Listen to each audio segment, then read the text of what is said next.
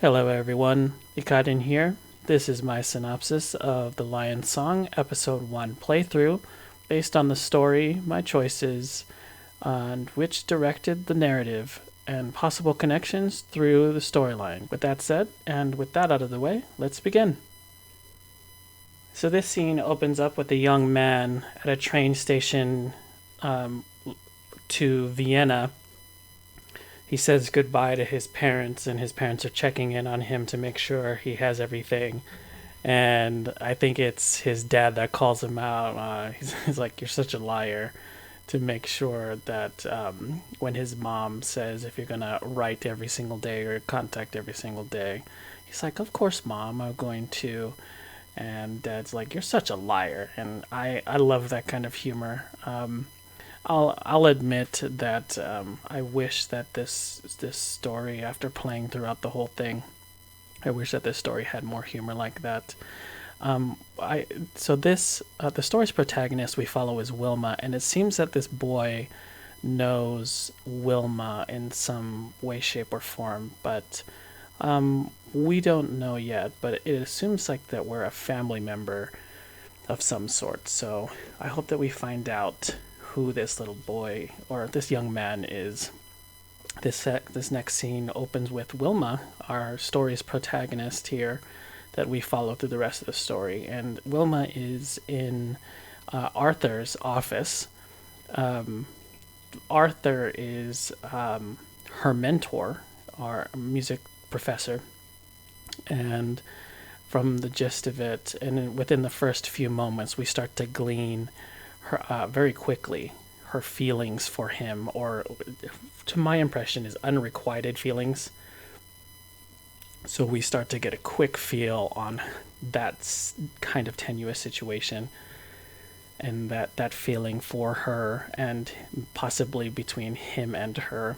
But what's basically going on here is that we will get to see what's going on and what the relationship is that he is informing her about the situation. What happened recently is that there was a performance where she performed, and she got pretty good reviews.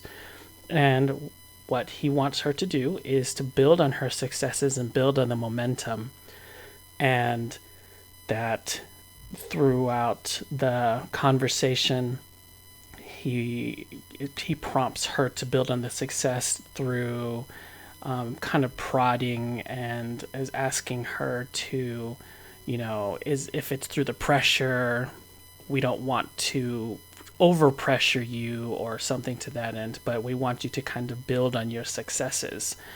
And through the choices, I've gone through a couple times, and through choices, sometimes she'll ask, did you want to do these things? Did you, I don't think you're the pressure, or I don't think these kind of things. But what happens is, towards the end of the conversation, he offers his cabin. And so she asks, a couple exchanges. Sometimes she'll ask to have him come with her. And no matter how it kind of turns out, because we notice that she's kind of got unrequited feelings, but he ends up saying, no, you need to go to focus on your next project. Well, your composition. You need to go for a change of scenery. You need to go for to focus on your next piece, to get away from for a quiet escape, to escape from the pressure, the recognition, and for a change of scenery. So we're now in the cabin for day one with Wilma. She's arrived now, and so she's honestly just walked down a long path down a mountainside from the carriage in what looked like heels. And my goodness, I have to give props to her, because walking down a path in our regular tennis shoes, and we're talking a story early 20th century, is I can't imagine there's that much comfort in those shoes. So what's happening now is she is unpacking her bag, and she finds this letter that says, I hope that you're finding, the peace and quiet that you need, And and it's a letter addressed from Arthur. And in that letter, she's finding, a letter that says, in the first sentence is, "I have a confession to make." And of course, it piques her emotions because she's hoping that it says, I hope it's a letter that's about, quote, us, right? So for somebody who's got feelings about somebody, the confession is hopefully a confession about feelings. Later on in the letter, she finds out the confession isn't a letter about feelings. The confession is about a concert that Arthur has set up with other composers and other music artists in 1 week. And and her piece that she has admittedly struggled with is the centerpiece. And so what you'll see here is that in a little bit she's devastated because, admittedly so, right? Yes, there we go, right. She's in tears because not only was she opened a letter expecting hopefully feelings, right? But then she got other devastating news. You came here to just kind of collect your thoughts, collect your feelings and inspirations, but then you got devastating pressure to get it. He told you to get away from the pressure, and then he just put more pressure on you. She said, more pressure? How is this less pressure, right? Giving you more pressure. So, Wilma, day one, arrives to unpack her bag and finds a letter where you see the confession, right? And now Wilma reflects on the devastating news, and it reads all over her body language. She's trapped in the cabin, and now she gets a phone call from this innkeeper, Leos, from southern Bohemia. And in this conversation, they talk about this new experience with a machine called a telephone. And Leos is fascinated about the telephone and how it works. And due to some funny things that's happened during the phone call, Wilma admits that she's hungry. She doesn't admit she's hungry, but her stomach makes some grumbling noises.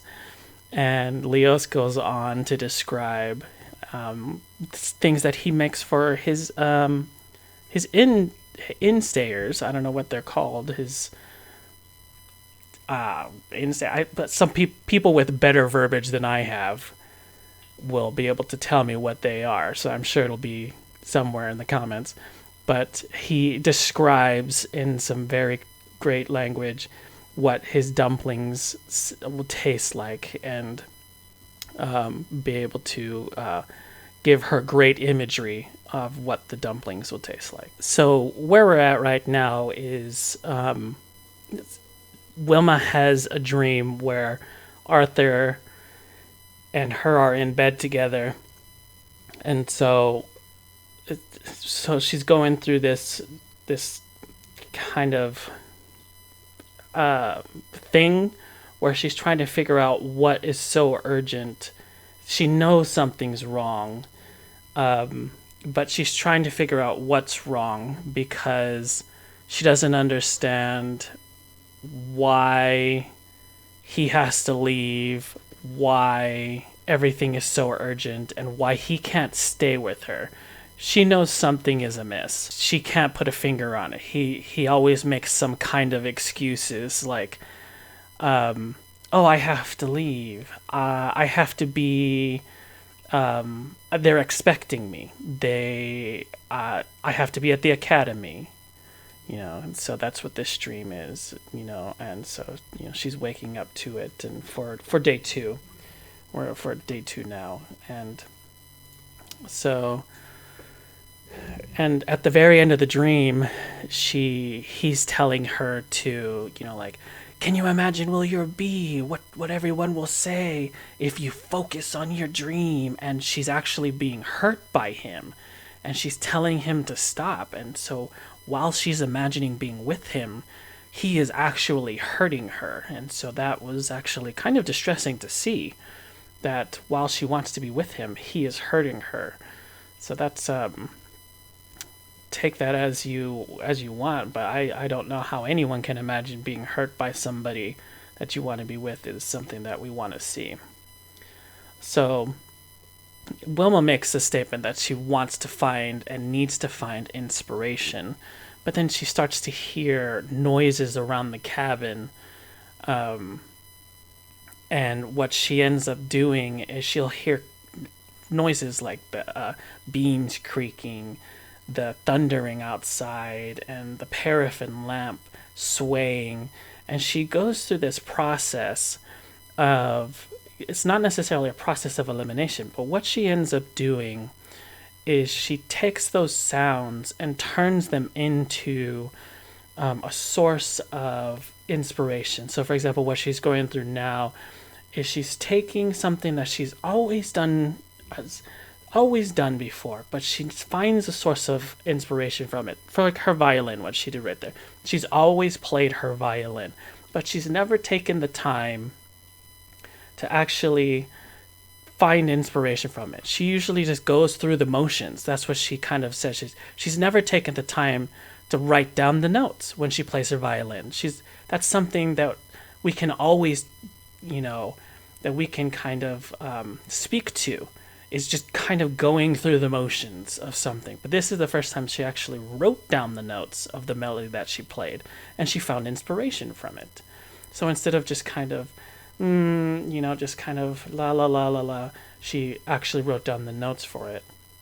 Later on in the scene, what she ends up doing is she hears the creaking of the support beams, and she'll hear the swaying of the paraffin lamp.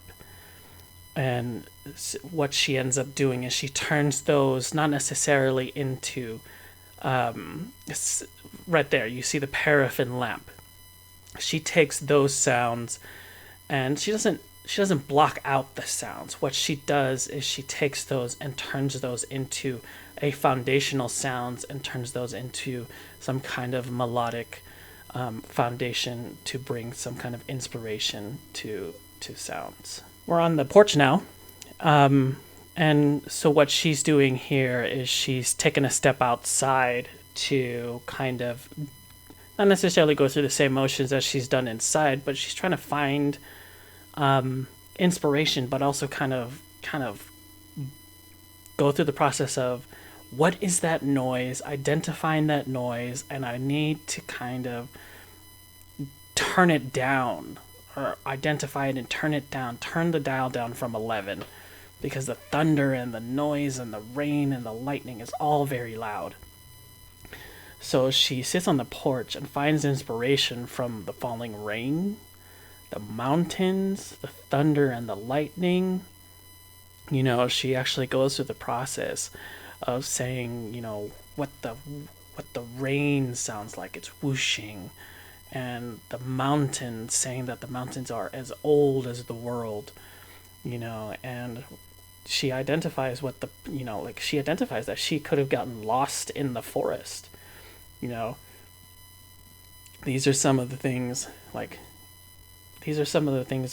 up there you can see how long of a path she had to walk down. That's what I was saying. And she did that in heels. That's what I said. I don't know if they were high heels. I can't tell. They just look like heels. It's not like we're looking at great graphics where you can identify how many inches somebody's walking on, but it just didn't look like they were tennis shoes.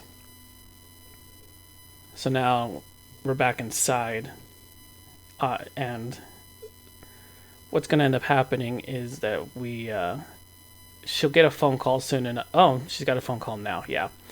And so this is the second time they've had a conversation. But Leos converses about his niece, Nicole. And they converse about his niece, and they go back and forth about his niece and missing his niece and things like that. But then towards the end of the conversation, they talk about Wilma finding a muse, and talking about where where her muse is and what it's doing up in the mountains, and if it is up in the mountains where she is. And during the conversation, she actually finds some kind of inspiration. And in the conversation, I couldn't tell if it was with. I chose to follow the music path, but there is choices where in the conversation that you can find it with. If you pursue conversations with Leo's talking about work, and she might be able to find inspiration that path, or if you follow music being that path. So I'm not entirely sure where inspiration, but I've chosen multiple choices, and by the end of it, you always seem to forget what the notes were, and they always end up telling you you have to give your inspiration time. So I'm not entirely sure what actually gets you to inspiration, but I know that's just talking about something gets you inspiration. So I'm not entirely sure what gets you there at the end. So here we are. This scene opens up with Wilma having a dream about being stuck in a well, and goes back and forth about she's just the waters are rising and just shouting up back and forth to this person, and the conversation is weird.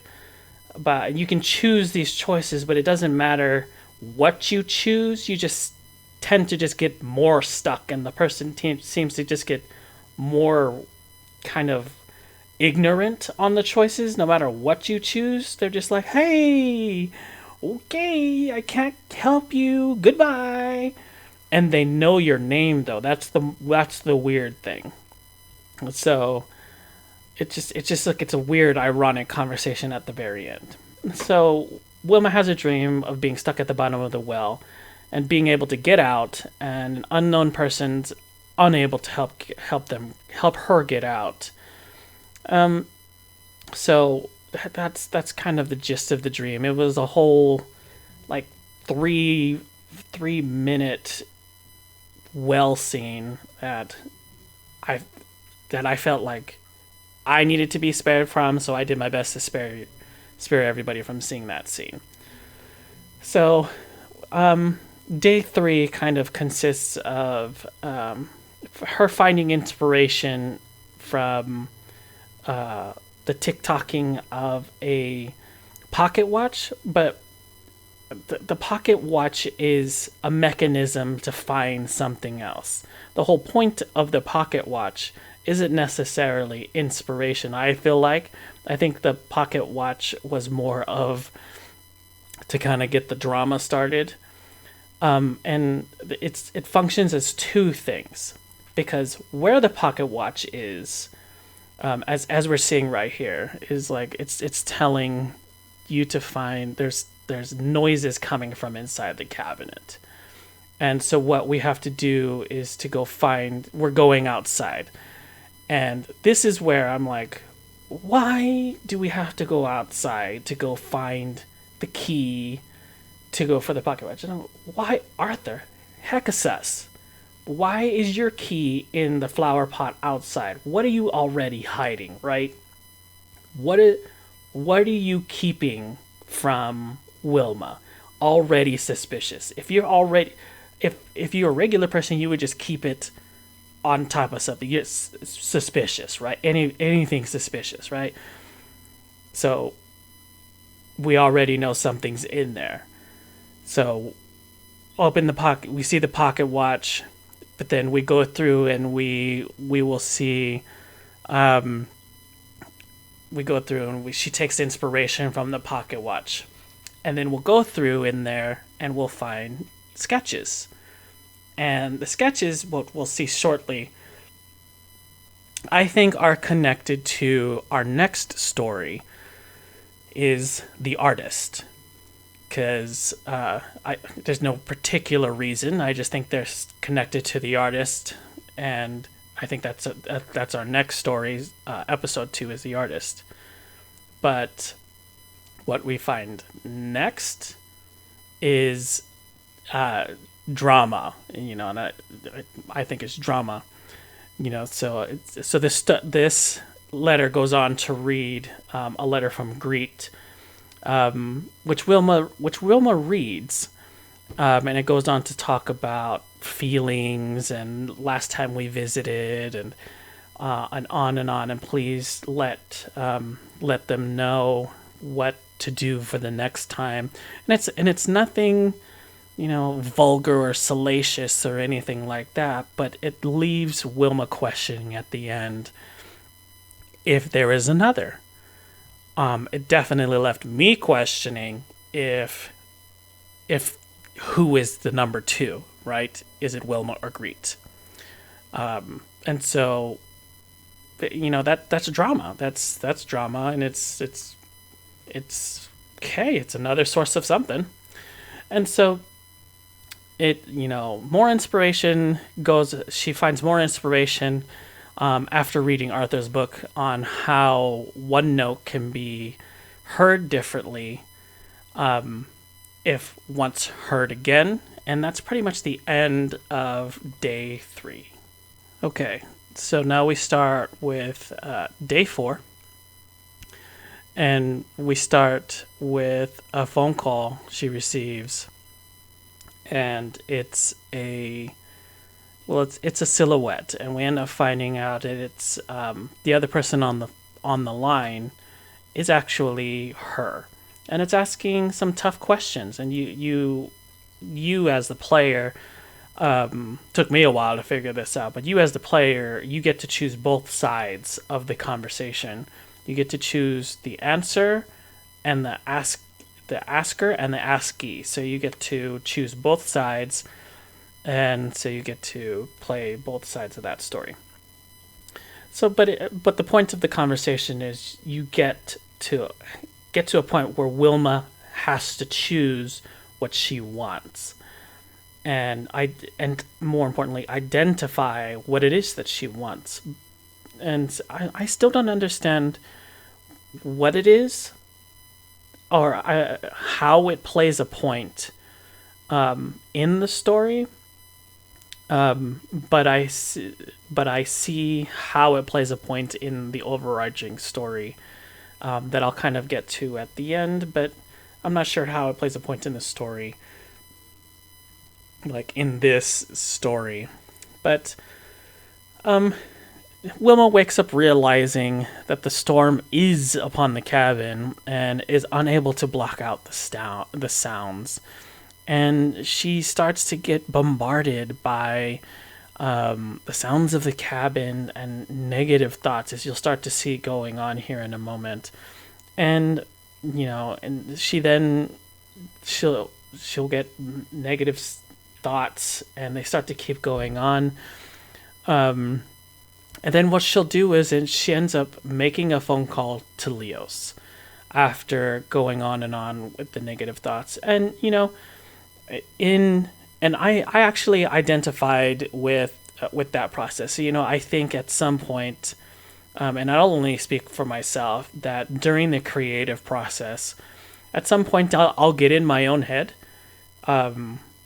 with hitting a wall or something to that effect, where I feel like I've retread this same path, or some things I'll get in my own way. And sometimes I just need someone there to just kind of knock some sense into me, or get, hey, this is not exactly what you think it is. Or just like Leos. Like Leos, I've noticed in these conversations, Leos isn't that. He just tends to talk somewhere on tangents all over the place. So that's what I've identified with Leos. So this conversation, she makes a call to Leos, explaining the storm is there, and she's actually afraid. He then asks how he sounds over the phone, and she's like, "Why are you asking me this?" And so they go back and forth of like how he sounds, and she like laughs about it, right? By the end of the conversation, she actually gets some inspiration, but then she actually tells him her dream about being stuck in the well. Leos explains how lonely he felt after the last phone call ended, and he's not lonely when he's talking to Wilma. As I mentioned before, Wilma finds inspiration in their last phone call, and then she plays a portion of of her composition for him at his request. But then she clarifies that the composition isn't done, and he'll have to listen to it later at some later point. So and he concedes. He's like, okay, thank you, I'll have to listen to it later at some later point. Then here she identifies that the person in the well was actually her, and was some big revelation for her. And she was like, oh, the person running away from me was me. And it was such a funny thing, because the person that was in the well, like, if you go through all the dialogue, it was almost funny. It was like, hey, I'm down here, hey, can you hear me? I can't hear you, it's very loud, the rocks are slippery. It's like, oh my gosh. The further in the conversation, it just kind of dumber the conversation goes, and it was just very funny. So right here is where she reflects on how her composition's going and how everything else is coming along. So this is a part where she reflects on the poem, and she reads through her favorite poem in there. It has to do with the Black Panther, and she reviews the Black Panther and describing to me what it sounds like is not necessarily a Black Panther in a zoo, but she articulates a Black Panther behind bars. Like she uses the words 1,000 bars, right? And then she reads through, another book called The Elements of Change, about recovering states of change, changes through transformations. And then she actually, once that's all done, she actually decides to dedicate her piece to Leos. So, at least for me, my playthrough was to dedicate the piece through Leos. To Leos, there was multiple choices to choose the piece dedication. You could dedicate it to Arthur. You could dedicate it to her brother. I don't remember his name. To her brother, to her father. You could dedicate it to other people. So depending on the choices, you could choose who to dedicate it to. Yes, we are here. I wish I was good enough to actually say the place we're in Vienna, but I am not that talented. They'll go on to, Wilma will go on to say, and I swear the names that are on there, Schönberg and Mahler, I swear that those are bigger names than I give credit for. But this is not the time to be nervous. In my mind, I swear, like, I've seen some totally freeze up. I have had in my performances where I have had, great anxiety in some of the performances that I've had, and then some where I've just come out, where I've had no confidence problems and no anxiety problems, and I just, I had mentioned earlier where you just get in your own head. But this is where you see her. It describes. There's the different words describe the pieces. Almost gives verbiage and articulation to the different pieces. And I have played through a couple times by now, and some of the things stay the same, but some of the verbiage changes. We go through and we hear great music. I think great music pieces. I did want to say that, I felt like this episode 1 was a great exploration of the many things that gave that influence where an individual can derive inspiration from.